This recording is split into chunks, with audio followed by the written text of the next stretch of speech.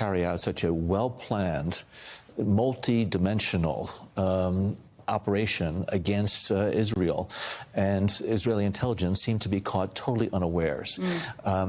This had to take months and months of planning. I think it demonstrates Hamas really has learned how to carry out this type of planning and not have the Israelis become aware of it. So again, the Israeli intelligence is mainly Shin Bet, which is the domestic intelligence agency, as well as the Israeli military intelligence that has responsibility for Gaza. But it does raise questions about whether or not Israeli sources, both human and technical sources, have been compromised by Hamas, and the Israelis were being fed false information and gave them a false sense of complacency, because there were just so many Hamas militants that were involved in this.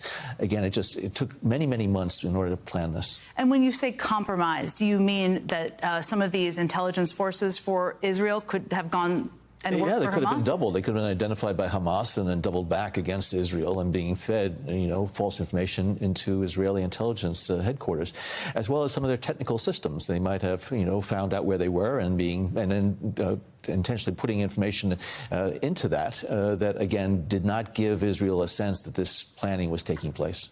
Some of the military tactics used here, I mean, this was advanced military tools that were used here in these attacks. Was that surprising to you? What does that tell you about Hamas's capabilities, or who may or may not have been helping them? Well, it shows great compartmentation on the part of Hamas, because, again, there were just so many different elements involved in this, land, sea, air. But Hamas, over the years, has been able to accumulate quite a bit of rockets and munitions. It has received training from outside. It's been, the benefactor of Iran and others have provided Hamas the wherewithal, the ability, the insights, the training that is necessary to do this. So clearly, this was very well orchestrated. It was done at the senior leaders of, Hamas, and it's something that I know was planned for many, many years, and I think they just took advantage of the opportunity. And when I look at some of the footage in this music festival that took place right outside of the Gaza Strip, and the wanton slaughter of individuals there, I mean, this clearly shows the core militant group within Hamas really carried this out with great vengeance, as well as with tremendous execution. There's, of course, an active conflict on the ground right now. U.S. officials are trying to figure out what kind of assistance that can be provided. But there's this risk of escalation beyond the borders. I mean, there were a couple of Hezbollah attacks this morning. There are questions about what Iran did or didn't know. You've obviously worked in the Middle East quite a bit over the years. How concerned are you about that possibility of escalation beyond the borders? I'm very concerned. I think the situation is going to get worse before it gets better. I think those attacks across the northern Lebanese border by Hezbollah this morning was just a symbolic show of support. But the Hezbollah clearly has a lot more capability if they decide to try to use that against Israel.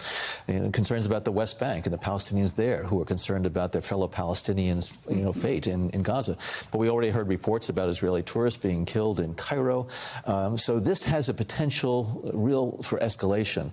And a lot is going to depend on how Netanyahu is able to balance the need to be able to mitigate the threat, be able to make sure his captives and hostages are returned safely, but not to go overboard and to really carry out these revenge attacks against the people, the civilians of Gaza, because there are innocents in Israel and Palestine and the Palestinian territories that are really paying the price here. And I think this death toll is going to go up significantly in the days and potentially weeks to come. And it sounds like you're concerned that in response to his right-wing government and also the response to the Israeli people, Prime Minister Netanyahu there could be many, many, many, many casualties in Gaza as part of this response. Yeah, when I see that the buildings are exploding in Gaza, it shows that these attacks by Israeli Air Force and others are really going to lead to a large number of civilian casualties, which is only going to fuel the fires of militancy among the people of Gaza as they see, innocent men, women, and children who are going to be killed as a result of these strikes. So both sides, there is, the right wing, those that are really pushing for a very aggressive, violent, and militant posture, unfortunately, I think are going to rule the day, which is very, very unfortunate because, again, this situation needs to have a very calm but yet a very, dedicated effort to try to resolve, the current situation, but also address some of these underlying factors and conditions that have led to this, situation.